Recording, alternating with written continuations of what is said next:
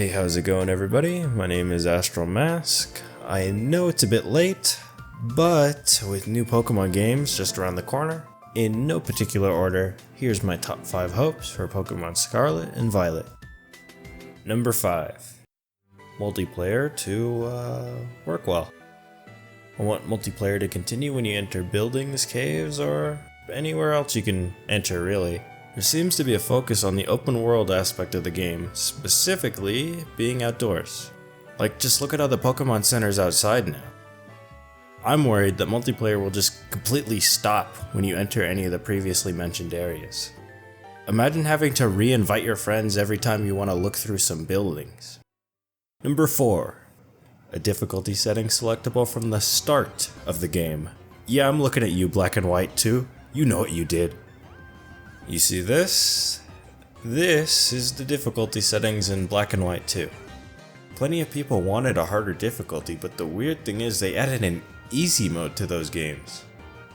I'm not opposed to there being one, but why would they add an easy mode to a game when the requirement to get it is to beat the game?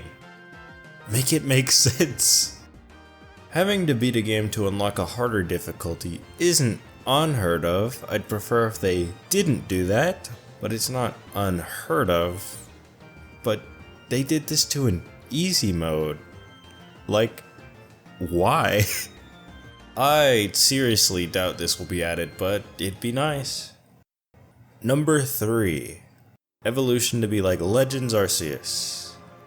Legends Arceus? Legends Arceus. Once in a while, I don't want a Pokemon to evolve. Okay, let's say I have an Eevee. I want a Flareon, I don't have a Firestone yet. After leveling it up, it keeps trying to evolve into Espeon. Or what if I'm waiting for a Pokemon to learn a move at a certain level that it won't have access to once it evolves? Having to mash B every level can get a bit annoying. You could always use an Everstone, but that banks on you finding one. Having the ability to evolve through the Pokemon menu is just nice. They wouldn't get rid of it, would they? Number 2. DLC to make the games into a third version equivalent. In Sword and Shield, I won't lie, I didn't buy the DLC. Though it wasn't promised by Game Freak, many fans didn't mind the addition of DLC to Pokemon if it made the games into a third version equivalent. Like if you could spend $20 to upgrade Pearl into Platinum. People thought that buying DLC would turn Pokemon Sword and Shield into Pokemon Gun. But that wasn't the case. Version exclusive Pokemon stayed only catchable in their respective version. They actually added even more version exclusives. Though there are many ways a third version differs from the original 2, adding the ability to catch all the Pokemon in a region in a single version of the game is the least they could do. Number 1.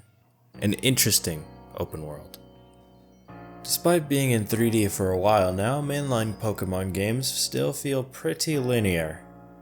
To clear things up, when I say mainline, I mean games where you journey to take on the Pokemon League and become the champion.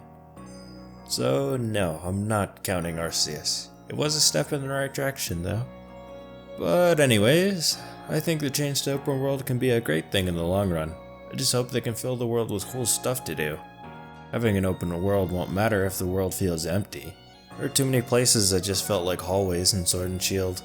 To counter this, Scarlet and Violet will include 3 different stories, quote unquote, as we adventure through the Paldea region. Really hope this makes the world feel less empty.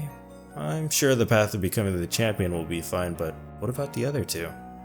One of them is joining up with Arvin, this guy, to find rare ingredients called Herba Mystica. They're guarded by these Titan Pokemon. They're pretty big, larger than any alpha Pokemon, which is pretty neat. I just hope they're catchable and not shiny locked. There's also, let's see, dealing with Team Star and Starfell Street.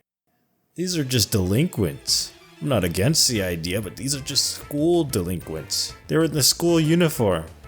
How big a threat are they really supposed to be? It's also weird that their leader, Mela, is full of personality, but the goons are just students with helmets and star goggles. These supposed troublemakers are more concerned about safety than the main character. It's just really strange to me. It's been stated that Team Star is made up of several different squads, each having their own boss. That's interesting. I like that idea. But are all the squads gonna look the same? No doubt the leaders will be different, but if each squad has the same goons, what's the point? My main problem is just how goofy they look, I guess. If not for the helmet and goggles, you'd hardly, if at all, notice that they're supposed to be a part of the game's antagonistic team. We went from these to this? Huh? What's going on here? To me, Team Star just sort of feels like an afterthought. I hope both of these stories are fun, but they seem like small side things that won't really end up adding much to the game. I really hope I'm wrong on that.